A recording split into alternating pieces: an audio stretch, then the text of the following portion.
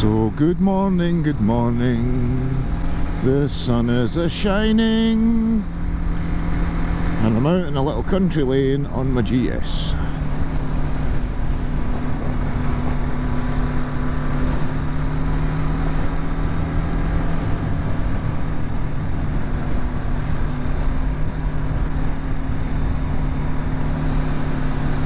This is my rev bomb tunnel, where I've done the rev bomb challenge with the CB500 and the Naked Ninja 650. So I've not actually been down here since way back then, which I think was nearer the start of the year. So I was going to head up to Fife today. It's somewhere up there I want to go and stick a couple of stickers.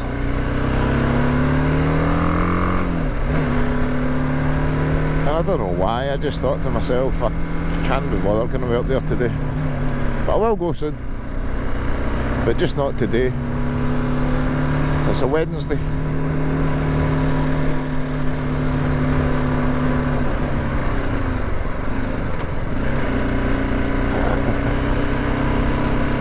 Fuck's sake, man. Crazy ass jogger just runs across in front of you.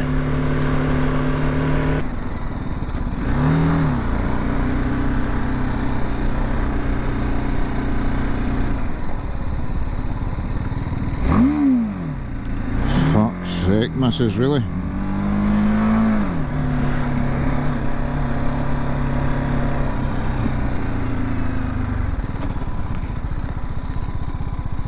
Will I go and have a word with her? No, will I fuck? It would make no difference, and I sort of seen the situation arising.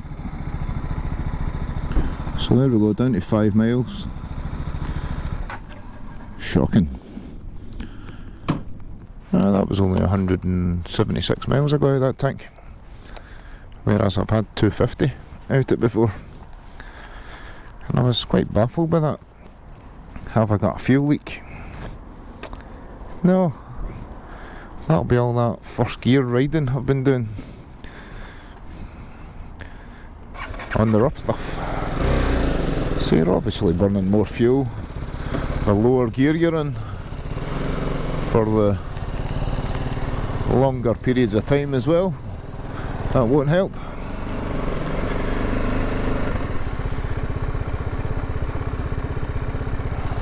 I'll just reset that.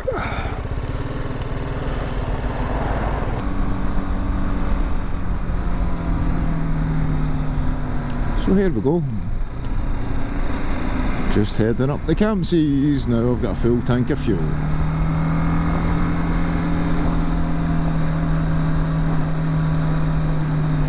So while I'm out and about, and I've noticed I've just recently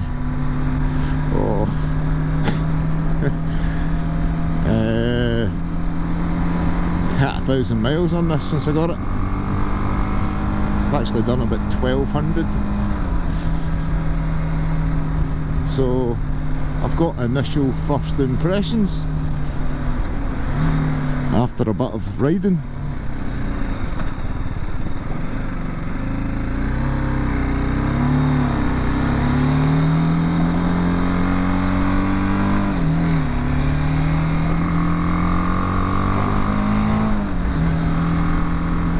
And can it overtake cyclists? Yes it can, no problem power wise. It's not as quick or as fast as my CB500F, but it doesn't really have to be.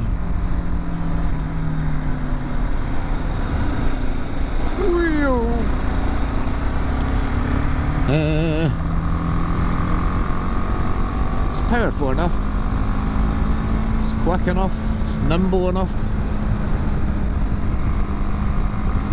It works. I bought the right bike at the minute.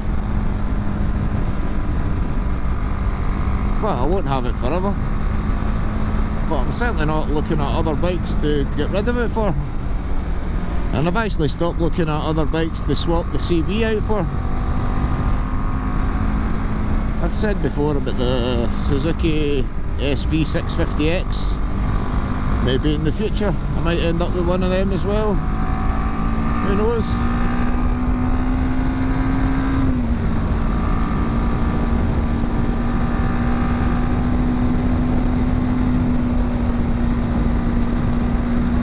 But for doing what I do with it,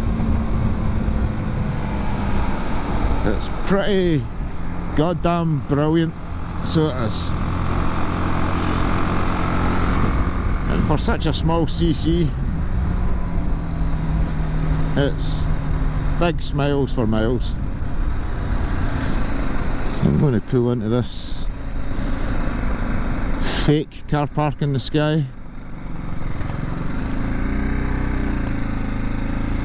A lot of people call this car park in the sky.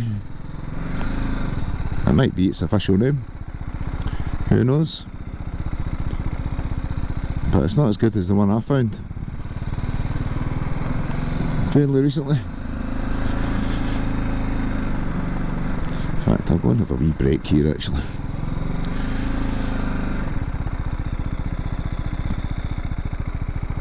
I'll have a wee drink break and a cigarette.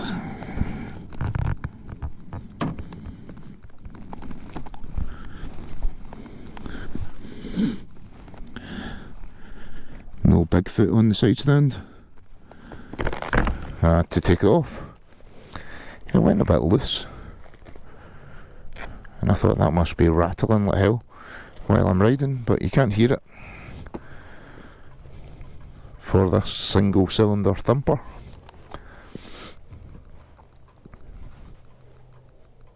So it's off. Good looking bike. Got a big bike for a wee bike. I imagine it's a frame from maybe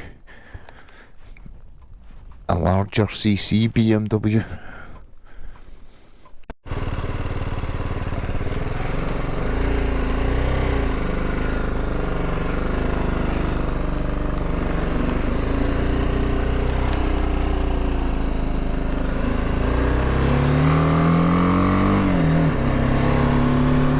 Drop downs down and visor shut.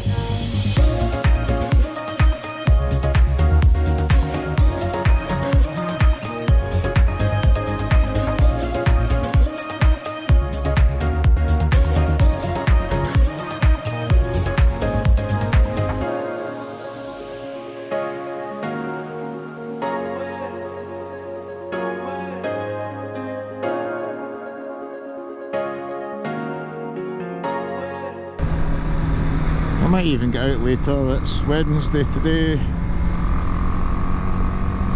so I've got a choice of the Glasgow meet or the 1000cc club. Although I've only actually managed up to the 1000cc club once so far. Although I met the guy that runs it, Gavin, sure his name was. He runs the Scottish region of the 1000cc club.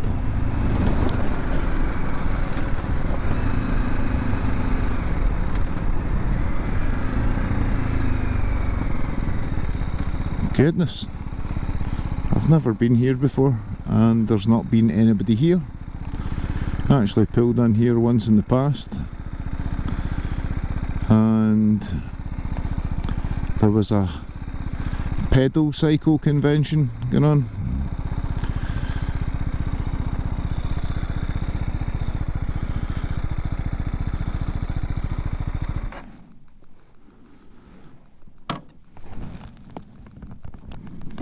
Look how tiny that side stand looks with the Bigfoot off it.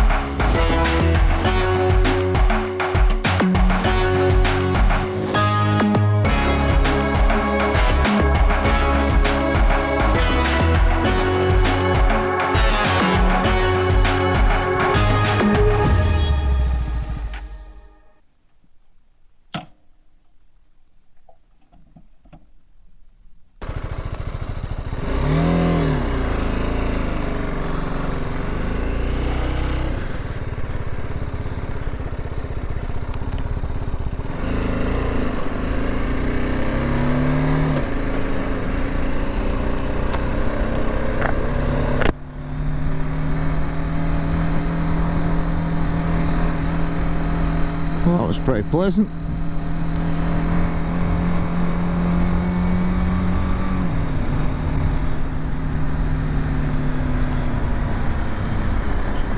I was going to go up there for a laugh, but I thought that's when I'll drop the bike. Although some would think that would be funny. I would be one of them.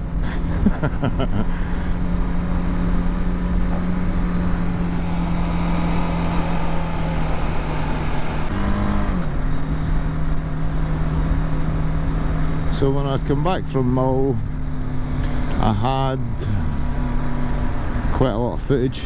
Not sure how much exactly, but quite a lot.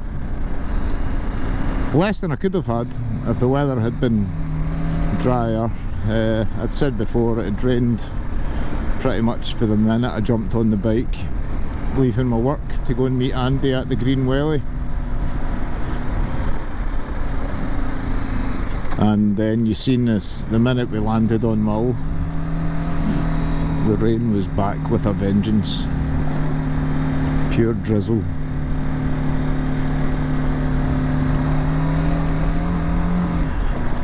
So I managed to get them all edited. I went through them all. I watched everything I had basically. Then I sort of highlight parts that I want to keep.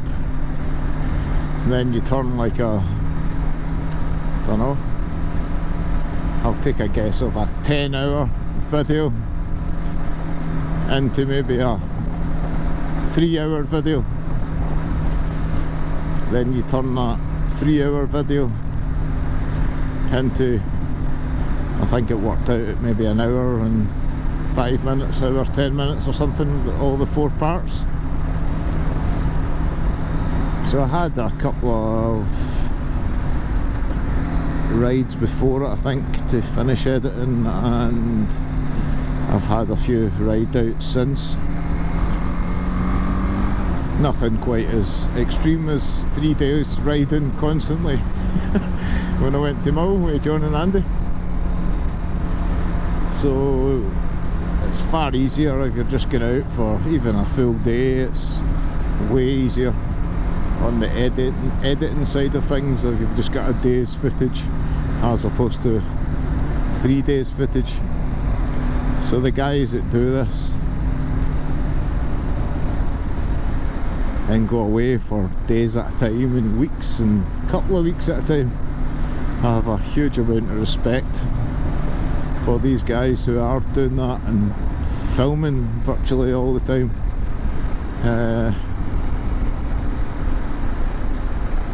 It definitely affects your social and family life. But I tend to do it when my wife goes to bed. I start editing. If I'm home for lunch, I'll eat my lunch while editing or looking back footage or whatever, you know. But I enjoy it equally as much as I do the riding side of things. So, who knows how long I'll be doing it for. Forever would be great, but forever is not a thing. Forever is not real. Just like them folk you meet when you're out on your bike and you pull into a main street or a car park and a guy will come up to you, or a woman, normally a guy, and they'll say, oh, one day I'm going to get my bike license. And then you have to go through the whole spew of telling them one day is not a day. There's 7 days in the week, and there's also yesterday, today and tomorrow, so that's 10.